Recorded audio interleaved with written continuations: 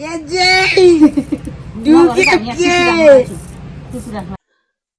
friends, welcome back to my new vlog. Finally आज मेरो exam सकिएको छ। आज चाहिँ म लास्ट डेको चाहिँ एक्जाम ब्याड भए पनि गुड भए पनि एक्जाम सकेको दिन चाहिँ मलाई बेग्लै मजा आउँछ के। हजुरहरुलाई आउँछ कि नै कमेन्टमा भन्नुस् है, कमेन्ट बक्समा भनिदिनुस् लाग्छ कि नै भनेर। र यही खुसीवालीमा चाहिँ म आज टक्लो बनाउन लाग्छु। गाइस यो मेरो कति राम्रो यो कति सुनौलो कपाल मैले आज टक्लो बनाउन लाग्छु। ल टक्लो बनाउनको त अब लागम। म चाहिँ अब जान्न लाग्छु मामा घरमा जहिले टक्लो बनाइदिनुहुन्छ है। म चाहिँ टक्लो बनाउन लागिसकेँ। आज मेरो एक्जाम सक्यो लास्ट वीक खुसिसकेँ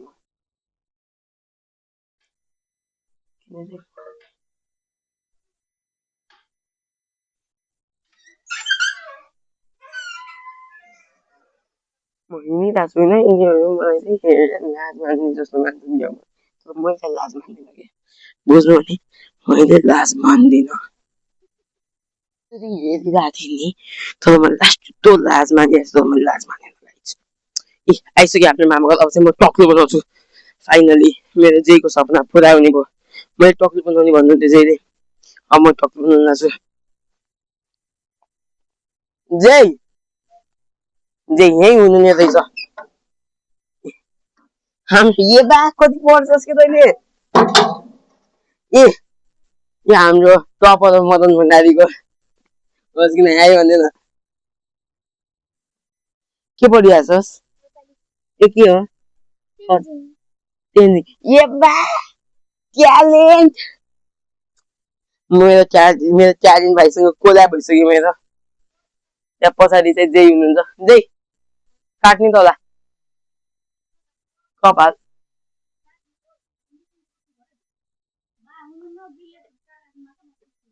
ल छिटो नै आयो भने यहाँ अड्याउनु मिल्छ। अड्याउनु यहाँ पुरै ट्राइपल लिएर आएको मैले। अब यहाँ माइक छोडाइसकेँ। जे चाहिँ अब कपाल भिजाउने भन्नुहुन्छ। अब म कपाल भिजाउँछु। त्यही पढै पढ म टक्लो बनाउँछु। खै म चप्पल ए यो छोडाउनु त होला नि।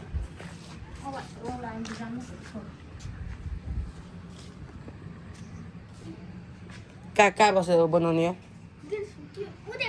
म अड्याइहाल्छु। जहाँ बस्यो भने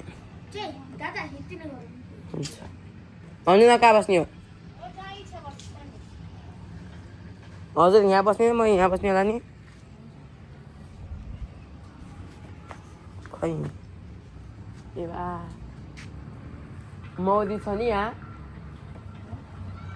हेलो गाइस उता हेर्नु हाम्रो मामा घरमा यति ठुलो मौरी छ। मौरीको चाका छ त्यहाँ।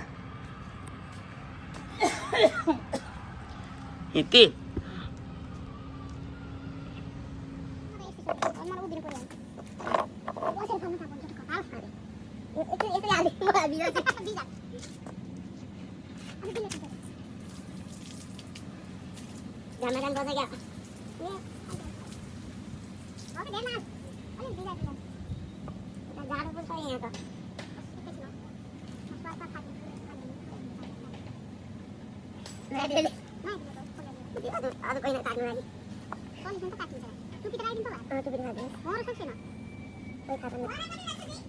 टोली काटा के दुख्दैन हो।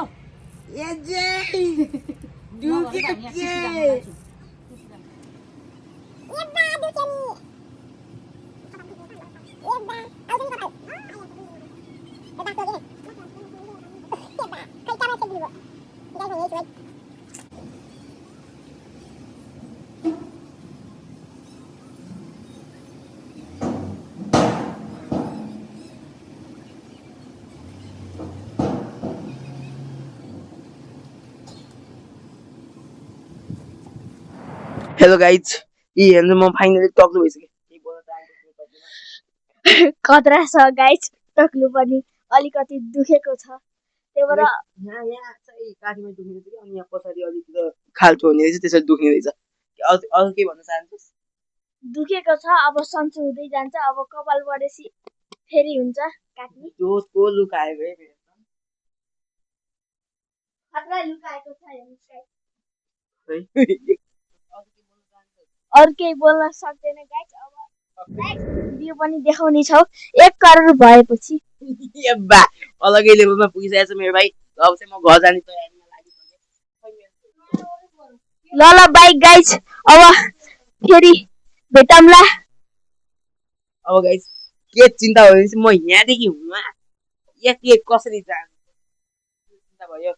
त्यो बाटोमा मान्छेहरू छन् यो अब त्यहाँदेखि म घर चाहिँ कसरी जान्छु त्यो लास्टै चिन्ता भइसकेको छ मलाई होइन। त्यही जसो गरे नि म गइहाल्छु।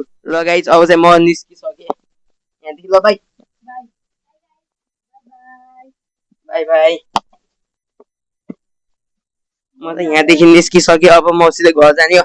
त्यत्रो बाटो मैले कसरी क्रस गर्ने होला अहिले अरे अब आफ्नो अब टोपी पर्दैन मसँग छ सस्तै टोपी छ मसँग।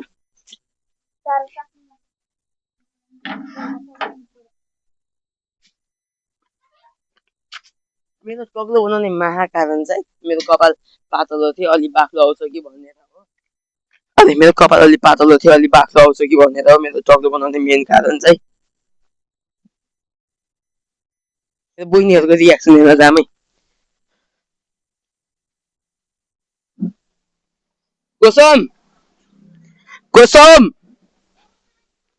ओ माई गड भनी कुसुमले मलाई नदेख्दै है न ल मेरो टक्लु पन्थीमा एउटा रियाक्सन व्यक्त गर। कस्तो रियाक्सन व्यक्त मुसाफरी गुने तिमी उनको नाम चाहिँ आचल आचल केसी द आज Pokharel the topper of Madan Bhandari Kusum Pokharel the topper of Madan Bhandari. ये बा खिजाको खै फेरि यो रियाक्सन बिरामी बोल्न सक्दैन गाइस नेपाली जान्दैन नि क्या खै माइजु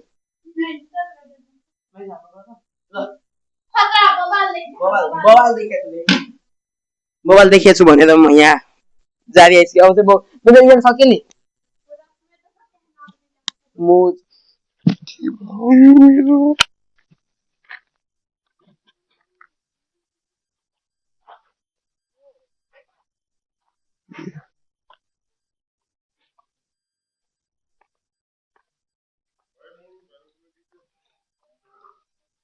हजुरलाई ल भाइरल साकलाका दिनले भाइरल गराइदिनु पर्यो गाइस।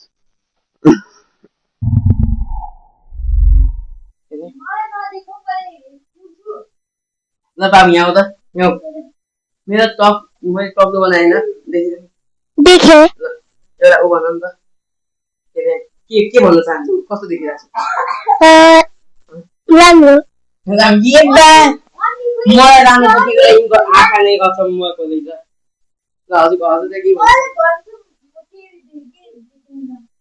म त दानो जस्तो देखेको छु गाइस भानु भन्न चाहन्छु। हजुर कस्तो लाग्यो यो भिडियो लाइक कमेन्ट सब्सक्राइब गर्न नभुल्नु होला। मेरो कमेन्ट चाहिँ के हुन्छ भने चाहिँ अलिकति ढिलो पछि चाहिँ कमेन्ट गर्न मिल्छ त्यस्तो हुन्छ मेरो भिडियोमा खै किन हो त्यस्तो म त्यो बनाउने कोसिस गरिरहेको छु।